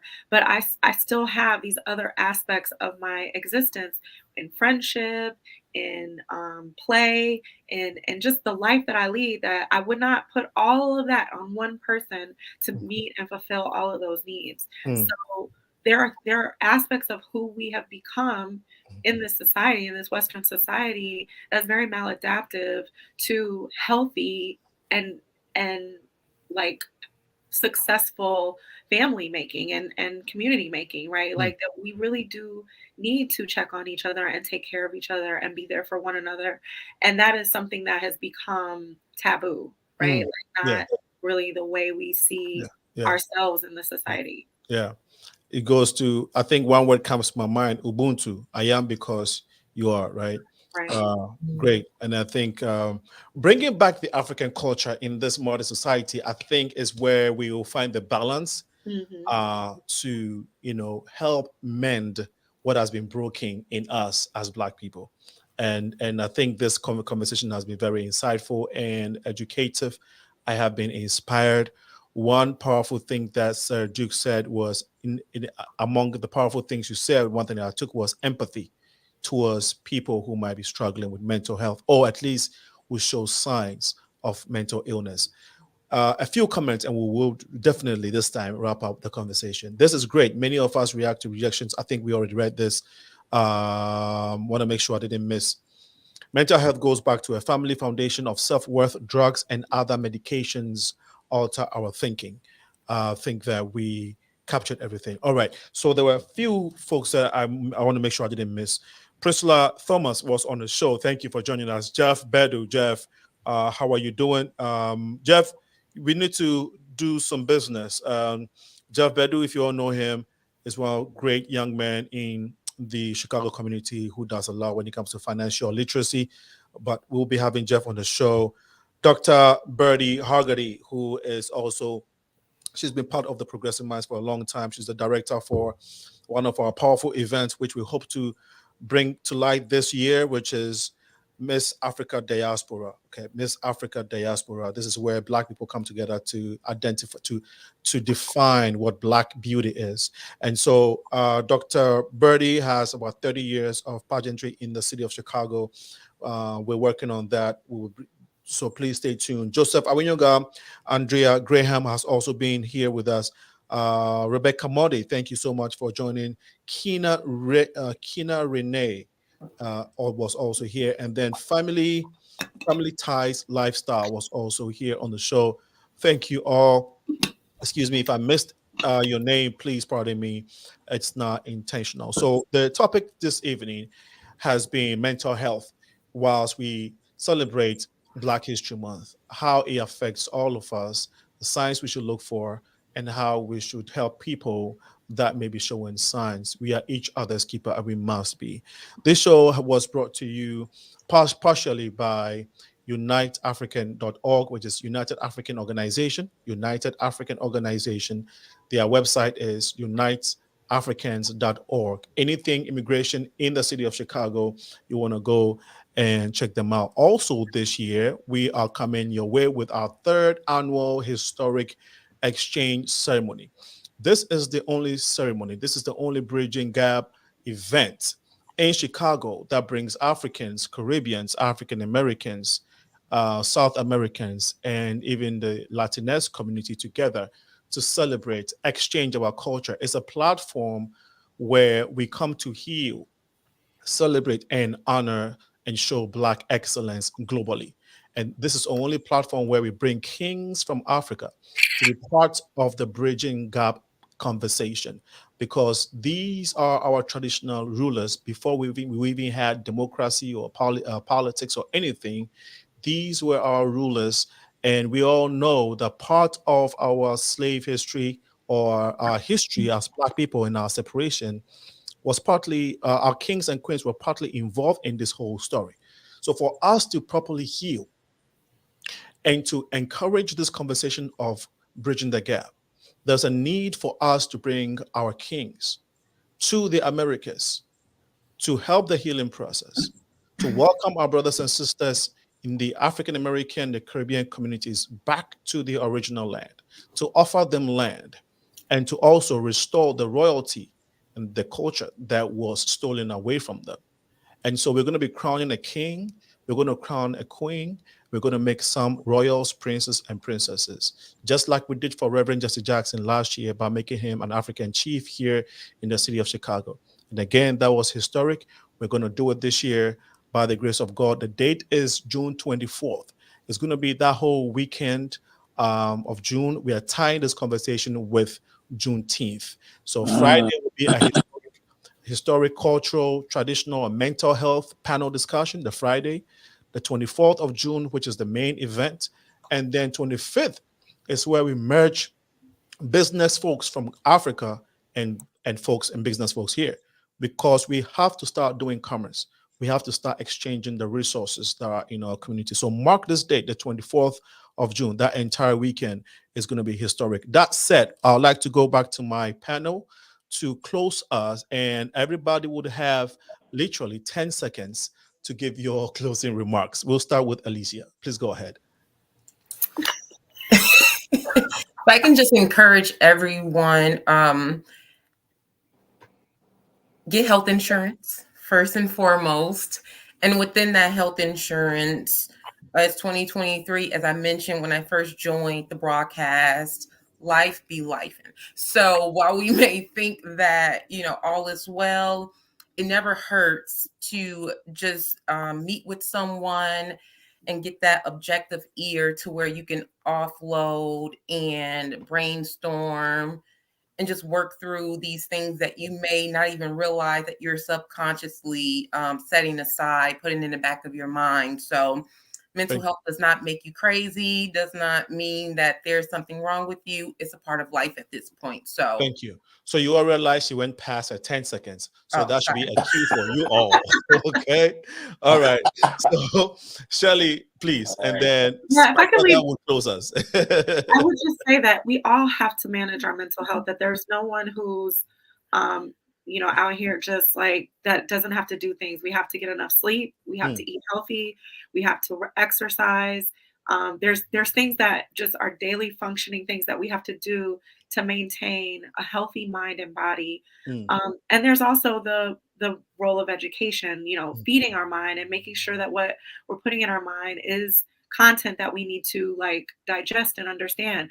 Feeding our spirit. Our spirit has a lot to do with why our mind is or isn't healthy. So there's things that, we don't have to all believe the same thing, but it is important to really identify what are the things that keep me healthy and whole and live into that, walk in that liberation to do what is good for your mind and body.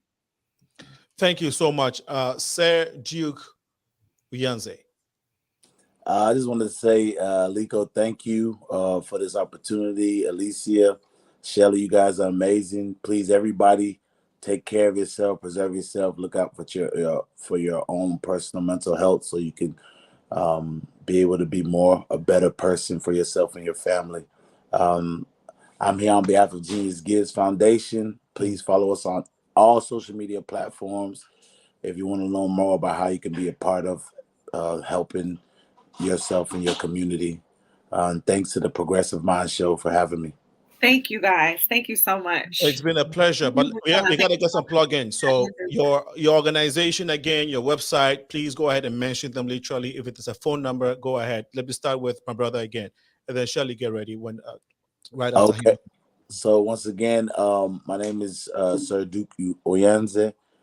With Genius Gives Foundation. That's Genius, GENIUS GIVES. You can follow us on all social media platforms at Genius Gives or at Genius Gives Foundation. Our website is www.geniusgives.org. And we have a lot of things that we do throughout the year. Please figure out how you can, whatever fits your pockets, please support. We appreciate you guys all. Awesome. Thank you. Go ahead, Shelly. I just put my website down at the bottom where my name is, and it's just exploretherapy.com. You can reach out to me if you need therapy. You can give me a call. You can schedule a consultation. The first consultation is free. If I don't take your insurance, I take Optum, United Healthcare, and Blue Cross Blue Shield. But if I don't take your insurance, I have a full list of other clinicians that take other insurances, and I will steer you directly to them. Or so much, Alinko and Elecia and Duke. I appreciate you guys. Thank you.